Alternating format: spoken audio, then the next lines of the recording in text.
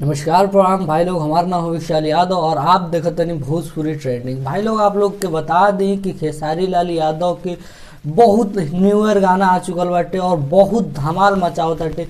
वही में एक और नया गाना जुड़ चुकल बाटे जोने गाना का नाम है चुम्मा चाटी के पार्टी हुई। भाई ये गाना बहुत मस्त गाना बाटे, आप लोग जब सुनब तो आप लोग के पता चली।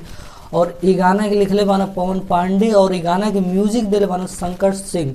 और आप लोग के पता बा कि ई कौन चैनल पे आई, तो हम बताओ तनी। इस चैनल पे आई वेब म्यूजिक के ऑफिशियल चैनल पे आई सुबह 5:45 पर कल यानी 31 तारीख के सुबह 5:45 पर ई आई। और न्यू ईयर के दिन भी एक गाना आई जौन की बहुत ही तगड़ा गाना बटे। और न्यू ईयर के अगले दिन आ सकेला अहिरान वाला गाना जौन गाना के आप सबके बहुत इंतजार बाटे। और आप लोग के बता दें कि ई जौन गाना बाटे चुम्मा चाटी के पार्टी हुई एमे बहुत ही बढ़िया लिरिक्स इस्तेमाल कल गए बाटे। और म्यूजिक आप लोग के एकदम न्यू ईयर के वोर होके नहीं दे, एकदम तगड़ा एनर्जी ड्रिंक जैसे होला ना, एनर्जी भर दी अपने देह में, आप लोग के देह में। इतना बढ़िया म्यूजिक बाटे एकर।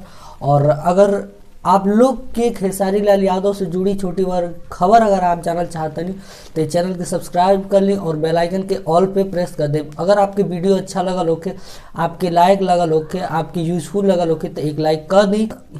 तो बस आज के लिए इतना ही और मिलते हैं किसी नेक्स्ट वीडियो में। तब तक के लिए दीजिए इजाज़त। नमस्कार, प्रणाम, जय श्री कृष्ण।